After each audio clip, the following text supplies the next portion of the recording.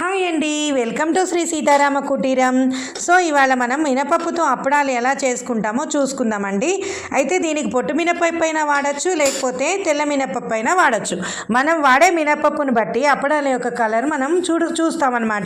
ముందుగా మనము గ్రైండర్లో మినపప్పుని, ఒక గ్లాసు మినపప్పుని తీసుకొని గ్రైండర్ చేసుకోవాలి. ఆ గ్రైండర్ చేసుకున్నటువంటి మినపప్పులో పిండిలో మంచిగా జల్లెడేసుకోవాలి. జల్లెడేసుకున్న తర్వాత దాంట్లో కొన్ని మిరియాలు, ఉప్పు, కొంచెం నెయ్యి వేసుకోవాలి సుగంధం కోసం.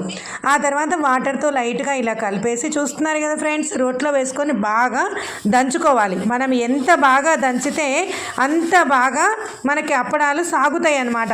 ఇవి ఏంటంటే మన హెల్త్కి చాలా మంచిది. సోడా వేయకూడదు, ఏం వేయకూడదు. సో అంతా అయిన తర్వాత మంచిగా వాటిని ఇట్లా మనం ఉండలు చేసుకొని పూరి పీటతో ఒత్తినట్టుగా చక్కగా ఒత్తుకోవాలి. ఒత్తుకున్న తర్వాత వాటన్నిటిని కూడా గాలికి ఆరబెట్టుకోవాలి ఫ్రెండ్స్.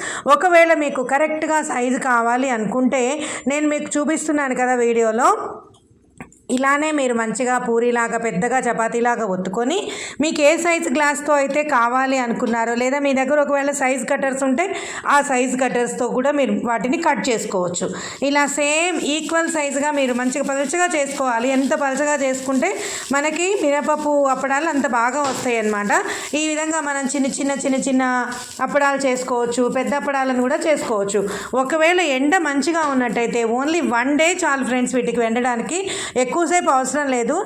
అంతేకాకుండా అప్పటికప్పుడైనా కూడా మనం కొంచెం ఫ్యాన్ గాలికి ఒక ½ అన్ అవర్ ఆరబెట్టుకొని మనం వేయించుకున్న బాగుంటాయి. ఇంకొక బెనిఫిట్ ఏంటంటే, ఆయిల్ తినొద్దు అనుకున్న వాళ్ళని ఈ మినపప్పు అప్పడాలను ఏం చేసుకోవచ్చు అంటే నిప్పుల మీద కాల్చుకోవచ్చు ఫ్రెండ్స్. కాల్చుకున్నా కూడా చాలా టేస్టీగా ఉంటాయి. ఇప్పుడు చూస్తున్నారు కదా మినపప్పు అప్పడాలు. మేము మినపప్పు, పొట్టు మినపప్పు వాడాం కాబట్టి అవన్నీ కూడా కొంచెం బ్లాక్గా వచ్చాయి ఫ్రెండ్స్.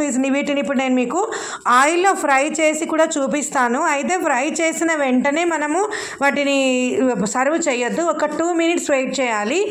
మినపప్పు అప్పడాలు ఎప్పుడైనా కూడా చల్లగా అయిన తర్వాత చాలా కరకరలాడుతూ ఉంటాయి ఫ్రెండ్స్. సో ఈ విధంగా ఒకవేళ మీరు మా వీడియోని ఫస్ట్ టైం చూస్తున్నట్టుంటే తప్పకుండా మా వీడియోని లైక్ చేయండి. మీకు తెలిసిన ఫ్రెండ్స్కి అందరికీ కూడా షేర్ చేయండి ఫ్రెండ్స్. అలాగే ఫస్ట్ టైం చూస్తున్న వాళ్ళు తప్పకుండా సబ్స్క్రైబ్ చేసుకోండి, బెల్ ఐకాన్ని నొక్కండి. ఇలానే మంచి వీడియోలతో మళ్ళీ మీ ముందుంటాను ఫ్రెండ్స్. ఈ విధంగా అప్పడాలను మనం లైట్గా ఫ్రై చేసుకొని ఒక 2 minutes వెయిట్ చేసిన తర్వాత వాటిని ఒకవేళ కట్ చేసినట్లయితే